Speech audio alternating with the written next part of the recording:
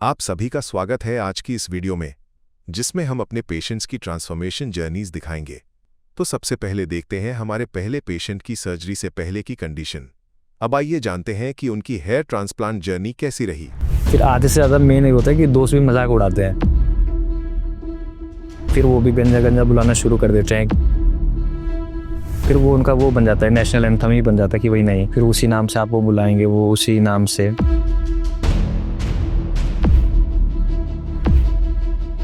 और मेरी सर्जरी जो है वो कल ख़त्म हो गई थी। मेरा नाम प्रियांशु भट्ट है। तो मेरा जो हेयर फॉल है वो स्टार्ट हुआ 2019 से। तब मैं लखनऊ में रहा करता था। तो जब मैं वहाँ से वापसी आया अपने देहरादून में, तो मेरे को पता चला कि अब मतलब बाल झड़ रहे हैं, धीरे धीरे ना पतले पतले होते जा रहे थे बाल। फिर वहाँ से भी कुछ फ़ायदा नहीं हुआ। फिर मैं खुद ही ट्राई करता गया, खुद ही अपने घर पे ना, कभी ये कभी वो शैम्पू, कभी वो शैम्पू। और मैंने जो मार्केट में बहुत सारे ब्रांड्स आ रखे हैं नए नए ना, तो उनकी मैंने मेडिसिन भी ली थी, उनके शैम्पूस वगैरह। तो उन ब्रांड्स का जो पैकेजेस भी आते थे वो भी मैंने पूरा लिया। 6 महीने तक, 8 महीने, बल्कि साल भी ट्राई किया मैंने। और मिनोक्सिडिल वगैरह भी यूज़ की थी, बहुत सारे ब्रांड की, एक ही ब्रांड नहीं। उससे जब मिनोक्सिडिल यूज़ करी थी तब तक फ़ायदा था। जैसे ही वो मैंने बंद कर दी, फिर उसके बाद से जो मतलब उससे जो ग्रोथ हो रही थी वो भी वापसी होगी, वो सारी के सारी। और मैंने हेयर से रिलेटेड बहुत सारी जो साइट्स है उस पर भी मैं गया था। उस पर जो डॉक्टर आते थे उनसे कंसल्ट भी किया था। मतलब डायरेक्ट कॉल नहीं हुई, पर जो वो बताते थे कि अपने आप फोटोज़ भेजिए, फिर वो वहीं से बताते कि आपके इतने ग्राफ्ट्स आ सकते हैं, इतने ग्राफ्ट लग सकते हैं। फिर वहाँ से भी फिर मनी उठ गया अपना एक तरह से। तो मुझे लगता है जो मेरे हेयर फॉल का जो मेन कारण है, जो सिटीज़ वगैरह जो हमने चेंज की है, और खासकर मैं पिछले 2-3 साल से मैं देहरादून में रहा हूँ, और वहाँ का पानी मतलब बहुत ख़राब ही मानते हैं, उसमें आधे से ज़्यादा उसमें चूना वगैरह वही पानी है। तो उससे भी वहाँ से बहुत ज़्यादा हुआ मेरा। और जो हमारी जेनेटिक्स है कि मेरे भाई के भी बाल नहीं है, मेरे पापा के, चाचा वगैरह, ताऊ के, मतलब नहीं है, फैमिली में ही ये प्रॉब्लम है जेनेटिक्स की, उनके बाल किसी के भी नहीं है। तो एक तरह से मैं इसे भी मानूंगा कि ये मेन कारण है। और जो मेरा हेयर फॉल है वो अभी देखो, आप देख सकते हो यहाँ तक पहुँच चुका है। ये पिछले 2-3 साल में ही हुआ है, नहीं तो अच्छे खासे थे। पिछले 2-3 साल से पहले अच्छा था, जो भी था अच्छा चल रहा था। तो ये 2-3 साल में जो कंडीशन है वो आप देख लीजिए, ये कंडीशन है। देखो, मेन प्रॉब्लम जो हेयर फॉल से होती है वो होती है आपका कॉन्फिडेंस। इससे कॉन्फिडेंस बहुत लो हो जाता है। आप जब भी किसी अपने फ्रेंड्स के साथ या कहीं शादी पार्टीज वगैरह में, इससे बल्कि ये भी होता है आप अपनी मनपसंद चीज़ें भी पहन नहीं सकते। फिर उसमें भी आपको लगता है कि यार शायद फोटोज से तो आप बहुत ही दूर चले जाते हो। और इसका मेन वो होता है, जैसे हम कभी अपने दोस्तों के साथ कहीं टूर पे चले गए या घूमने कहीं चले गए, उनके बाल देखो तो आधों के बहुत अच्छे लगते हैं, फिर लगता है कि काश हमारे भी ऐसे होते। फिर आधे से ज़्यादा मेन ये होता है कि दोस्त भी मजाक उड़ाते हैं, वो भी सोच सोच के कि यार नहीं, फिर वो भी गंजा गंजा बुलाना शुरू कर देते हैं कि एक तरह से। फिर वो उनका वो बन जाता है, नेशनल एंथम ही बन जाता है कि वही नहीं, फिर उसी नाम से आप वो बुलाएंगे, वो उसी नाम से। जब भी हम डेली लाइफ पे सुबह उठते हैं, खुद को शीशे के सामने, मिरर के सामने देखते तो फिर लगता है यार कि मतलब ऐसा लगता है, खुद को ही लगता है कि खुद ही 10 साल हम बड़े हो चुके हैं उससे ज़्यादा। और लगता है खुद को देख के लगता है कि नहीं यार, कॉन्फिडेंस नहीं आता खुद को देख के कि भाई किसी चीज़ में फिर पूरा मन से काम ही नहीं कर पाता आदमी। उसका मन यही रहता है कि यार कैसा लग रहा हूँ मैं, दिखने में कैसा लग रहा हूँ। तो ट्रांसप्लांट के बारे में तब मेरे को पता नहीं था। जब मैं अपनी होम्योपैथी की दवाई जहाँ से ले रहा था, तो वहाँ भी इस बारे में बातें चलती थी कि यार ये करके कुछ होता है, पर उस टाइम मैंने उस पर ध्यान नहीं दिया क्योंकि मेरी कंडीशन उस टाइम पे इतनी वीक नहीं थी। पर धीरे धीरे जब देखता गया, फिर हम यूट्यूब्स पे कहीं ना कहीं एड्स भी आने लगती थी कि भाई, फिर वहाँ से ट्रांसप्लांट के बारे में पता चला, क्योंकि वो एड अपने आप ही स्पॉन्सर हो जाते थे, पॉपअप होके मतलब सामने आते थे जैसे ना। तो फिर वो बताते थे, फिर उसमें देखना स्टार्ट किया। फिर उसमें देख के लगता था कि भाई हाँ, वो बताते थे कि ये इनकी कंडीशंस थी, और फिर ये आफ्टर है, ये इसके मतलब पिछले 1 साल से मतलब ये हुआ कि बहुत सारी साइट विजिट भी करी, उनसे बातें भी करी कि भाई क्या कुछ कैसा। पर मेरे को ये था कि सबसे पहले मुझे जो करवाना है कि यही करवाना है कि भाई अगर इसमें चेंज आ गया तो आने वाले सालों में क्या पता मैं इससे ज़्यादा कुछ कर पाऊँ, जो चीज़ें मैं नहीं कर पा रहा हूँ। अपनी सर्च किया, आगे साइट्स भी बहुत सारी देखी, फिर अपना आप एक पक्का कर लिया कि भाई नहीं, अब इसको करवाना है। पर अब ये है कि जाके क्लिनिक में डॉक्टर से कंसल्ट करना, जितने जल्दी हो सके फिर करवा लो। तो फिर मैंने पूछा कि क्लिनिक के बारे में, तो उन्होंने मेरे को बताया जैसा कि ये आपकी कंडीशन है और आपको मतलब जल्दी करवाना चाहिए, वरना कंडीशन और बुरी हो सकती है। फिर डॉक्टर ने मतलब वो पूरा कंसल्ट करते, वो आपके 25-30 मिनट, आपके 40 मिनट तक भी आपकी बातें चलती है। वो आपको बताते हैं, हर एक चीज़ बताते हैं कि भाई कहाँ पे कितनी चीज़ आपकी गई है, कितना हम कर सकते हैं। हैं, मतलब डॉक्टर अच्छे से आपको समझा देंगे, वो आपके पैकेजेस के बारे में सब बता देंगे कि भाई इतने आपके ग्राफ्ट्स लगने हैं। और फिर मैंने इन द एंड मैंने अपने फैमिली वालों को बोला कि भाई हरिद्वार में क्लिनिक है और मैं विजिट भी करके आ गया हूँ, मेरे को अच्छा भी लगा है और डॉक्टर से मेरी बात हो गई है, क्योंकि जब अब मैंने करवाना ही है तो घर वालों को फिर मान तो नहीं रहे थे, पर फिर बड़ी मुश्किल से उनको मनाया कि भाई देख लो। फिर मैंने उनको बोला कि आप अपॉइंटमेंट कर लो और मेरे को ये करना ही है। फिर घर वाले भी मान गए, मैंने यहाँ पे विजिट किया। और तो आज का मेरा अपॉइंटमेंट था और मैं डॉक्टर से मिलने क्लिनिक आ चुका हूँ। अब देखते हैं आगे क्या क्या डॉक्टर बताते हैं, करते हैं। तो मैं अभी यहाँ आ चुका हूँ और जो मेरे ब्लड सैंपल्स है वो हो चुके हैं। अब वो आगे का प्रोसेस स्टार्ट करेंगे, जैसे कि वो भैया बता रहे थे कि हेयर ट्रिम वगैरह से स्टार्ट करेंगे वो, पर अभी देखते हैं, फिर उसके बाद ही पता चलेगा कि वो क्या करते क्या है आगे। ट्रिम करने के बाद वो मेरी हेयर लाइन भी डिज़ाइन करेंगे, उसमें बताएंगे कि आपको स्पेसिफिकली कितने ग्राफ्ट कहाँ पे, कहाँ से हम उसे निकालेंगे, कहाँ इम्प्लांट करेंगे, पूरा वो प्रोसीजर बताएंगे उसके बाद। और उसके बाद ही पता चलेगा कि आगे क्या करना है। इसके बाद जब मेरे लाइन वगैरह बन जाएंगी तो फिर मेरे को ओटी जाना है वहाँ पे, और वहाँ पे मेरा जो सर्जरी वो स्टार्ट हो जाएगी। और उससे पहले थोड़ा नर्वस भी हो रहा हूँ, क्योंकि भाई मैंने इससे पहले नहीं करवाया कभी। इंजेक्शन लगवाते हुए तो उससे भी डर लगता है। फिर वो बताते हैं जब आपको एनेस्थीसिया दिया जाएगा करके, तो अभी पता नहीं, अभी एंजाइटी भी हो रही है, पर देखते हैं, अब करवाना तो है ही। तो फिर अब देखते हैं, जब मेरी जैसे ही सर्जरी होती है फिर उसके बाद मैं आपको अपना एक्सपीरियंस शेयर कर दूंगा। फिर इसके लिए आप वीडियो के साथ बने रहें। Thank you.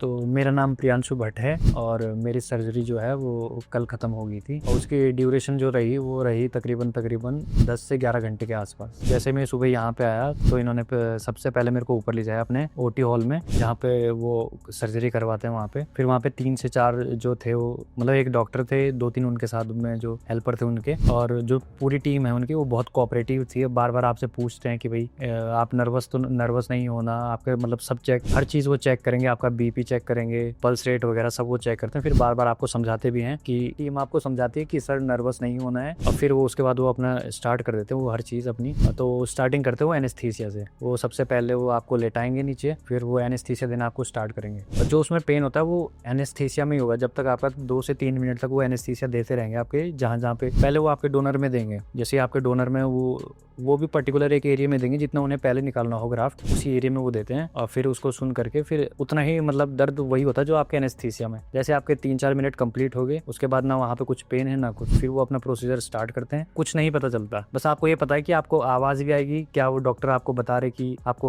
पेन फील तो नहीं हो रहा, पर आपको कुछ नहीं होगा। बस फिर वो ड्राफ्ट वहाँ से निकालेंगे वो, फिर वो जो आपके जहाँ पे आपको इम्प्लांट करना है फिर वो वहाँ पे एनेस्थीसिया देंगे, और जितने ड्राफ्ट उन्होंने निकाले हैं फिर वो वहाँ पे इम्प्लांट कर देंगे। फिर से वही प्रोसीजर बार बार होगा, मतलब जितने वो ग्राफ्ट निकालेंगे, पहले 1000-2000, फिर उसको इम्प्लांट करेंगे, फिर उसके बाद फिर से डोनर एरिया में वो एनेस्थीसिया देंगे, फिर से वहाँ से निकालेंगे। तो बीच बीच में एनेस्थीसिया का जो वो है असर वो कम पड़ता रहता है। और जैसे कि मेरा भी बीच बीच में तो वो पूछते रहते हैं, जैसे वो इम्प्लांट करते हैं तो हल्का सा दर्द महसूस होता है। फिर जब वो एनेस्थीसिया, जब मान लो अगर यहाँ पे वो कर रहे हैं, अब उन्होंने यहाँ पे कर दिया तो यहाँ पे एनेस्थीसिया लगा रखा है, पर जैसे वो यहाँ से यहाँ पे शिफ्ट होंगे तो इधर पहले लगाया हुआ था तो इधर पेन होता, तो वो वैसे ही पूछते कि सर पेन तो नहीं हो रहा। और जैसे ही आप बता दोगे कि सर मेरे पेन हो रहा है, फिर वो ऑन द स्पॉट आपको वहाँ पे वो एनेस्थीसिया दे देते हैं। बस फिर से वो पूरा प्रोसीजर वो वैसे ही स्टार्ट करते हैं। तो यही सर्जरी आपकी चलती रहती है 2 घंटे, 3 घंटे, 10 घंटे ग्राफ्ट्स के हिसाब से। और जब आपके पे ये प्रोसेस चलता है, सर्जरी चलती है, तो वहाँ के जो टीम मेंबर्स है, डॉक्टर, वो आपको पूछते हैं कि सर आपको कोई प्रॉब्लम तो नहीं हो रही, आपको वॉशरूम जाना है, तो वॉशरूम जाने के लिए भी एक स्टाफ आपके साथ ही होगा, चाहे वो नर्स हो चाहे कोई भी हो, वो आपके साथ आपके वॉशरूम तक आएगी और वहीं से वो आपको खुद अपने साथ ही लाएगी आपके रूम में। और बीच में ये प्रोसीजर के दौरान आपको रिफ्रेशमेंट मील भी देते हैं वो। और बार बार वो पूछते रहते हैं आपको, हर मतलब अगर आपको मान लो आप अभी उल्टे लेटे हो या आपके कहीं दर्द हो रहा है है कि सर ना आपके ग्राफ्ट्स निकाले जा रहे हैं पर आपके नाक में दर्द हो रहा है, तो वो बोलेंगे कि सर आपको ठीक कंफर्ट हो रहा है कि नहीं हो रहा। फिर आप उठ सकते हो, आप थोड़ी देर बोल सकते हो सर मेरे को रेस्ट करने दो, उसमें भी वो कुछ नहीं बोलेंगे। वो खुद पूछेंगे आपको कि सर आपको पेन तो नहीं हो रहा, कहीं आपको वॉशरूम तो नहीं जाना कोई, या कुछ आपको नर्वसनेस वगैरह, कुछ भी बोलो आप, टीम आपकी पूरी हेल्प करेगी। तो जैसे ही मैंने ओटी में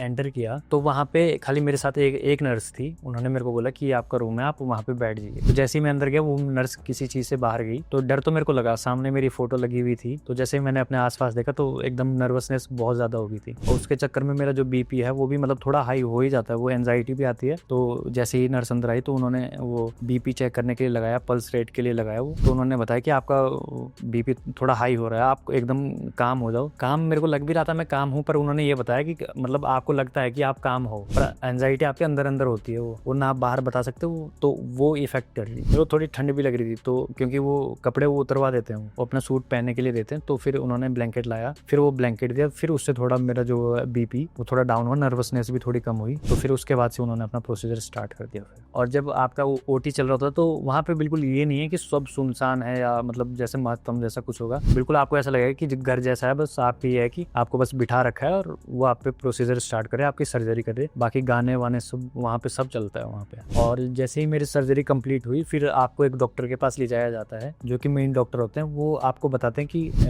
आपको मतलब जब से आपकी सर्जरी हुई है उसके बाद आपको क्या क्या प्रिकॉशंस लेने हैं, मेडिकेशन से रिलेटेड, आपके फूड से रिलेटेड कि आपको क्या खाना है क्या नहीं खाना है, स्पाइसी ऑयली नहीं खाना है, और आपके जो ये ट्रांसप्लांटेड हेयर है, इम्प्लांटेड हेयर है, इसके बारे में बताते हैं वो कि एक वो देते हैं वो सलाइन वाटर ना, कि ताकि हर एक 30 से 1 घंटे के बीच में इसको आप वो करते रहिए ताकि इसमें वो ना हो, ड्राइनेस ना ज़्यादा आए, आपको इचिंग ज़्यादा ना हो। और वो ये भी बता देते हैं कि कौन सी मेडिसिन आपको किस टाइम पे लेनी है, या कब आपका फर्स्ट हेड वॉश होगा, वो सब बता देते हैं। डॉक्टर ये बताते हैं कि आप हमारी टीम से जुड़े रहना, हम आपको कॉल पे मैसेज पे हम आपको रोज मैसेजेस करते रहेंगे कि सर आपने अपनी दवाई ली है या आपको कोई प्रॉब्लम हो रही है तो बता देना। खुद बल्कि टीम खुद फोन करती है और बताती है आपसे सर आपको कोई प्रॉब्लम तो नहीं है। बल्कि मेरे को भी आज सुबह ही उनका कॉल कम से कम 8 बजे के आसपास उनका कॉल आ गया था कि सर आपको कोई प्रॉब्लम तो नहीं है और आप अपना फोटो हमें भेज दीजिए, हम देखते हैं चेक करके कि कोई प्रॉब्लम है इसमें या कोई इशू है। टीम बहुत वो है आपके लिए, मतलब बहुत केयरिंग है। तो जो भी मेरा मतलब कुल मिला के अभी 2-3 दिन का एक्सपीरियंस इस क्लिनिक का रहा है QHT का, वो बहुत ही एक्सीलेंट रहा है। बल्कि वो आपसे फॉर्म भी भरवाएंगे जब आपको फीडबैक के लिए ना, तो मैंने उसमें भी उसमें एक्सीलेंट ही लगाया है। और आज जैसे कि मैं यहाँ पे आया हूँ, मेरा सर्जरी कल हो चुकी है, तो आज मैं अपनी जो मेरी बैंडेज थी उसके रिमूवल के लिए आया हूँ। अब इसके बाद डॉक्टर ने बताया है कि जैसे ही मेरी बैंडेज अब रिमूव कर देंगे, वो बल्कि कर भी दिए उन्होंने मेरी बैंडेज रिमूव कर भी दी है। अब वो खाली एक बैंडेज लगा देंगे यहाँ पे हल्की सी। तो उन्होंने बस ये बता रखा कि आगे जो भी प्रिकॉशन सब कि क्या मेरे को इसके बाद मतलब डाइट लेनी है, कैसे मैंने इसको बचा के रखना है, ना ज़्यादा धूप में निकलना है, बारिश से बचा के रखना है, इसे धूल से बचा के रखना है। तो वो फिर अभी यहीं से जब मैं जाऊँगा यहाँ से फिर 1 मंथ बाद इन्होंने मेरे बता रखी कि मेरे PRP सेशंस स्टार्ट होंगे, मेरी मेडिकेशन भी उसी के बाद स्टार्ट होगी। अभी मेरे को फिलहाल 10 दिन के लिए इन्होंने मेडिकेशन दी है, फिर 20 दिन का बीच में इन्होंने गैप बताया है। तो जो भी मेरी PRP में जब भी मैं आपके मतलब यहाँ क्लिनिक में आऊँगा तो मैं आपको अपनी ग्रोथ, जो जितनी भी मेरी ग्रोथ हुई है या जैसा भी मेरा एक्सपीरियंस रहा है घर पे भी, तो वो मैं आपको शो करूँगा। तब तक के लिए आप वीडियो के साथ बने रहिएगा। Thank you.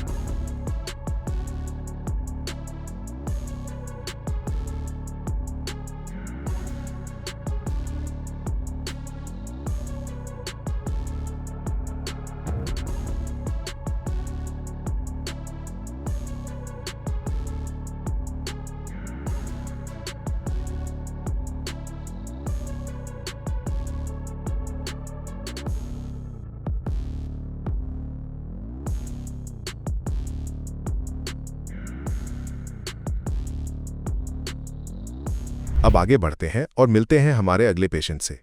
शैम्पू करता था या ऑयलिंग करता था तो मेरे हाथों में बाल आते थे और इस वजह से मुझे काफ़ी प्रॉब्लम हो रही थी। और फिर मैं यहाँ कहीं भी जाता था तो फिर मुझे थोड़ा अजीब लगता था। जब मुझे काफ़ी बॉन्डनेस हो गया था तो फिर मैं कैप का यूज़ करने लग गया था और कैप की वजह से मैं कहीं भी जाता था तो वो मेरे साथ चलता था, और इस वजह से मुझे काफ़ी प्रॉब्लम होती थी कि मैं इसे चेंज करूँगा। मेरा नाम मनीष कुमार वर्मा है। मेरा हेयर ट्रांसप्लांट 7 जनवरी को हुआ था 2024 को, और मेरी अब 4th PRP है, और मैं अपनी PRP कराने के लिए यहाँ क्लिनिक आया हूँ। मुझे अपना हेयर फॉल का एहसास मैं जब 12th में था 2014 में, तब से हो रहा है, और मुझे ये शायद मेरे जेनेटिक की वजह से हो रहा है। मुझे ये जो प्रॉब्लम हो रही थी, तो मैंने जब देखा कि मेरे फ्रेंडों ने बताया कि आपकी हेयर लाइन्स ऊपर जा रही हैं, तो मैंने गौर दिया, और जिसपे कि जैसे मैं शैम्पू करता था या ऑयलिंग करता था तो मेरे हाथों में बाल आते थे, और इस वजह से मुझे काफ़ी प्रॉब्लम हो रही थी। और फिर मैं जहाँ कहीं भी जाता था तो फिर मुझे थोड़ा अजीब लगता था। जब मुझे काफ़ी बॉन्डनेस हो गया था तो फिर मैं कैप का यूज़ करने लग गया था, और कैप की वजह से मैं कहीं भी जाता था तो वो मेरे साथ चलता था, और इस वजह से मुझे काफ़ी प्रॉब्लम होती थी कि मैं इसे चेंज करूँगा। तब मैं काफ़ी सर्च किया, दिल्ली के भी देखे और अलीगढ़ में मेरे पास के भी हैं डॉक्टर, और फिर मैंने यूट्यूब पर वीडियो देखी थी QST क्लिनिक की, जहाँ मुझे इसके काफ़ी अच्छे रिजल्ट देखने को मिल रहे थे। तो फिर मैंने इस पर ट्रस्ट किया और मैं यहाँ अपना ट्रांसप्लांट कराने के लिए आ गया। तब मैं यहाँ फिर मैं फाइनली QST में अपनी ट्रांसप्लांट कराने के लिए आ गया। तब मैंने यहाँ जब आया फर्स्ट टाइम तो मैं काफ़ी नर्वस था और थोड़ा एक्साइटेड भी था, क्योंकि मुझे इसके रिजल्ट पता थी और मुझे इस पर ट्रस्ट था काफ़ी। तो फिर मैं यहाँ आया और मेरा पहला दिन मुझे घुसते ही लग गया था कि हाँ, इसका जो स्टाफ था वो काफ़ी फ्रेंडली था और फैमिली टाइप का था, जो काफ़ी हमारी चिंता कर रहे थे। तो जब मेरा ट्रांसप्लांट स्टार्ट होने गया था तो मैं जहाँ गया था तो वहाँ मुझे देखकर बिल्कुल भी डर नहीं लगा, और बस मैं यही सोच रहा था कि कहीं पेन ना हो। जब मेरा ट्रांसप्लांट स्टार्ट हो गया तो जैसे मानो कुछ हुआ ही ना हो, जैसे थोड़ी बस पेन हुआ था, बस काफ़ी कम हुआ था। लग नहीं रहा था कि कोई सर्जरी हो रही है, जो हम सोचते हैं कि ये काफ़ी डेंजर होगी या काफ़ी पेनफुल होगी। तो मुझे ऐसा कुछ ज़्यादा कुछ लगा नहीं, बस यही था, नॉर्मल था। और स्टाफ भी यहाँ के बहुत अच्छे थे, और जो डॉक्टर थे जो बीच बीच में पूछ रहे थे और रिफ्रेश होने के लिए भी या कुछ करने के लिए भी, तो वो काफ़ी हेल्प कर रहे थे बीच बीच में। मेरे 2700 ग्राफ्ट लगे थे, और जो QST टेक्निक द्वारा लगे थे, जो मैंने देखा था कि QST का जो काफ़ी रिजल्ट है वो काफ़ी अच्छा है, और ग्रोइंग इसकी बहुत अच्छी होती है।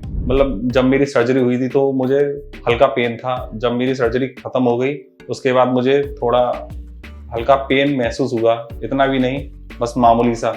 और थोड़ी घर जाने के बाद मुझे 1 दिन बाद स्वेलिंग हुई थी थोड़ी बहुत, लेकिन वो 3 दिन बाद ऑटोमेटिकली ठीक हो गई। ट्रांसप्लांट कराने के बाद घर चला गया तो फिर मुझे QST क्लिनिक की टीम ने मुझे काफ़ी फॉलोअप किया, और मुझे बार बार दिन में कई बार कॉल करके पूछते थे कि कोई दिक्कत तो नहीं है, कुछ पेन तो नहीं है, कोई कुछ वैसा हो तो आप हमें बता सकते हैं। और यहाँ की जो स्टाफ है, टीम है, वो काफ़ी अच्छी हेल्प करती है हर चीज़ में। वो बार बार हमसे ये पूछती है कि आपको कोई प्रॉब्लम तो नहीं है, प्रॉब्लम होती है तो उसका सॉल्यूशन बता देते हैं। मेरा शेडिंग फेस लगभग 20 दिन बाद स्टार्ट हो गया था, जो धीरे धीरे चलता हुआ 3 महीने तक चला था, और फिर मैं इसमें थोड़ा मायूस हुआ था, लेकिन डॉक्टर ने मुझे पहले ही बता दिया था कि ये शेडिंग फेस नेचुरल होता है, और मैं बिल्कुल भी घबराया नहीं, इसको पॉजिटिव में लिया और रिजल्ट आपके सामने है। अब इस टाइम मेरा रिजल्ट देख के मैं काफ़ी खुश हूँ, और मेरे घर वाले भी काफ़ी खुश हैं, और मुझे अब पॉजिटिव थिंक आती है, और मैं अपना कॉन्फिडेंस हाई करके रहता हूँ। और कोई मेरा भाई या मेरा फ्रेंड कोई भी इस प्रॉब्लम से जूझ रहा है तो सीधा वो QST में आ सकता है बिना किसी सोच के। इतना अच्छा रिजल्ट देने के लिए थैंक यू QST।